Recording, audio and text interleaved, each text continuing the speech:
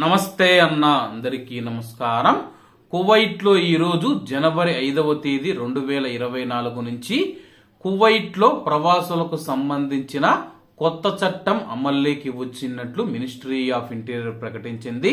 వివరాల్లోకి వెళితే కొత్త చట్టం మినిస్ట్రీ ఆఫ్ ఇంటీరియర్ డిక్రీల 114/2024 ప్రకారం కొత్త ప్రవాసుల రెసిడెన్సీ జరిమానాలను అమలు చేస్తూ ఉందని చెప్పి అధికారులు తెలియజేశారు.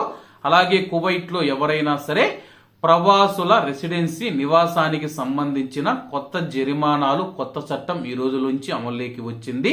కువైట్ లో ఎవరైనా సరే ప్రవాసుల రెసిడెన్సీ చట్టంలోని ఆర్టికల్ 6 ప్రకారం ఎవరైనా ప్రవాస జంట కువైట్ లో తమకు పుట్టిన బిడ్డ ఎవరైతే ఉన్నారో పుట్టిన తేదీ నుంచి 4 నెలల లోపు నవజాత శిశువును నమోదు చేయాలని చెప్పేసి మొదటి నెలలో ఆలస్యమైన ప్రతిరోజుకు 2 దినార్ల మొత్తాన్ని చెల్లించాల్సి ఉంటుంది. ఆ తర్వాత ఆలస్యమైన ప్రతిరోజుకు 4 దినార్లు చెల్లించాల్సి ఉంటుంది. అలాగే గరిష్టంగా 2000 దినార్ల వరకు జరిమానా ఉంటుంది.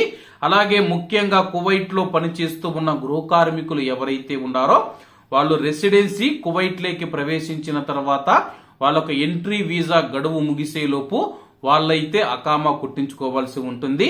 అకామా కుట్టించుకోకుంటే ప్రతిరోజు 2 దినార్ల జరిమానా ఉంటుందని చెప్పేసి అలాగే గరిష్టంగా 600 దినార్ల జరిమానా ఉంటుందని చెప్పేసి అధికారులు తెలియజేశారు.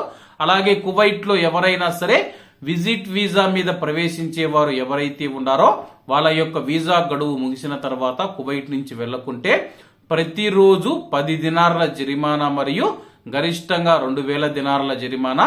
అలాగే సూన్ వీసా కలిగిన వారు ఎవరైతే ఉన్నారో వాళ్ళకు కూడా గరిష్టంగా 1200 దినార్ల వరకు జరిమానా ఉంటుందని చెప్పేసి గతంలో మనం చూసుకుంటే 600 దినార్ల జరిమానా ఉండేది గరిష్టంగా.